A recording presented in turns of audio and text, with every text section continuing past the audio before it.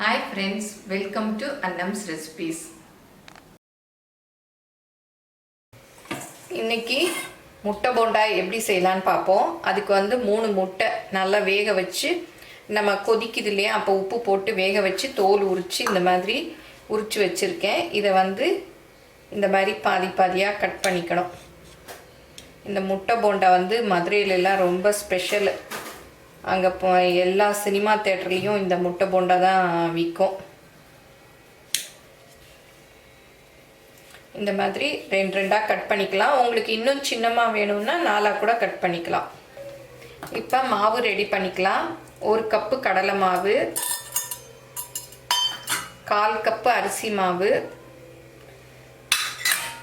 ஒரு 1/2 டீஸ்பூன் மிளகாத்தூள். காரம் நீங்கள் உங்களுக்கு எவ்வளோ வேணுமோ அது பார்த்து போட்டுக்கோங்க. அப்புறம் மஞ்சப்பொடி கொஞ்சம், அது பஜ்ஜி கொஞ்சம் கலர்ஃபுல்லாக இருக்கும். அப்புறம் ஓமம் வந்து ஒரு 1/4 டீஸ்பூன். கடலை மாவு கேஸ் இல்லையா, ஓமம் போட்டால் நல்லது. அப்புறம் சீரகப்பொடி போட்டால் கொஞ்சம் நல்லா வாசமாக இருக்கும் பஜ்ஜி. அதுவும் ஒரு 1/4 டீஸ்பூன் அளவு. அப்புறம் இந்த பஜ்ஜிக்கு தேவையான உப்பு, அப்புறம் கொஞ்சமாக சோடா உப்பு, அதாவது சமையல் சோடான்னு சொல்லுவோம் இல்லையா, அது ஒரு 2 சிட்டிகை அளவு கூட போட்டுக்கோங்க. 2 சிட்டிகை அளவுக்கு. இது வேணும்னா போட்டுக்கலாம், இல்லாட்டா போடாமையும் செய்யலாம். இப்போ நல்லா கையால் மிக்ஸ் பண்ணி விட்டுட்டு தண்ணி ஊற்றி கொஞ்சம் திக்காக கலக்கிக்கணும். இந்த அளவு திக்காக இருக்கக்கூடாது, இன்னும் கொஞ்சம் தண்ணி ஊற்றிக்கலாம். தண்ணி நிறைய ஊற்றிட்டிங்கனாலும் கவலை இல்லை, இன்னும் கொஞ்சம் கடலை மாவு போட்டு கரைச்சிக்கலாம். இந்த அளவுக்கு கரைச்சிக்கணும். அப்போ தான் வந்து போண்டாவில் மாவு நல்லா ஒட்டும். பாருங்கள், இந்த மாதிரி. நம்ம பஜ்ஜிக்கு இன்னும் கொஞ்சம் தண்ணியாக கரைச்சிக்குவோம், போண்டாக்கு இந்த அளவு. இப்போ மாவு ரெடியாக இருக்குது, முட்டையும் ரெடியாக அவிச்சு கட் பண்ணி வச்சுருக்கோம். இப்போ போண்டா போட வேண்டியது தான். எண்ணெய் சூடாயிடுச்சான்னு பார்க்கலாம்.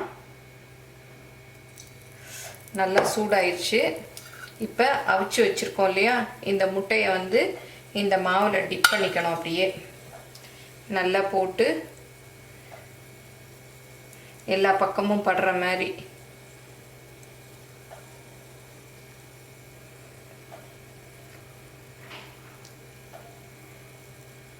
கொஞ்சம் படலைன்னா அப்படியே அள்ளி அள்ளி மேலே ஊற்றிடுங்க. ஊற்றிட்டு அப்படியே எண்ணெயில் போட்டு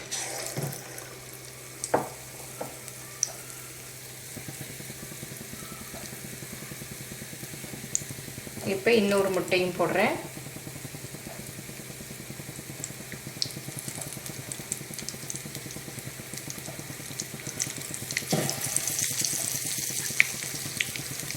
பெருசாக இருக்கிறதுனால 2 போட்டுக்கலாம். ஏன்னா எண்ணெயை நிறைய வச்சு பொரிச்சிட்டிங்கன்னா அப்புறம் வேஸ்ட் ஆகிடும். அதுவும் இந்த மாதிரி சமயத்தில் கொஞ்சமாக யூஸ் பண்ணிக்கணும். இப்போ பாருங்கள், நல்லா வெந்துருச்சு. கலர் போட்டால் கொஞ்சம் ஆரஞ்சாக வரும். நமக்கு நேச்சுரல் கலரே நல்லா தான் இருக்குது. கடையில் வாங்குறதெல்லாம் அவங்க கொஞ்சம் கலர் போட்டுருவாங்க. பாருங்கள், நல்லா வெந்துருச்சு.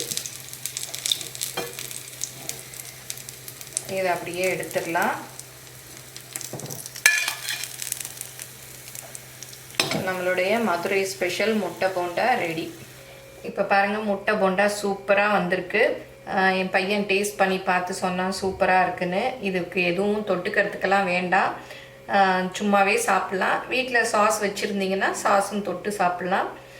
இது எல்லோரும் செஞ்சு பாருங்கள். எவ்வளோ சீக்கிரம் செஞ்சிட்டோம் இல்லையா. முட்டை மாத்திரம் இருந்தால் போதும், மற்ற பொருட்கள் எல்லாம் வீட்டில் உள்ளது தான். இருக்கிற பொருளை வச்சு செஞ்சிடலாம். இது எல்லோரும் செஞ்சு பாருங்கள், எப்படி இருந்ததுன்னு உங்கள் கமெண்ட்ஸை சொல்லுங்கள். தேங்க்யூ.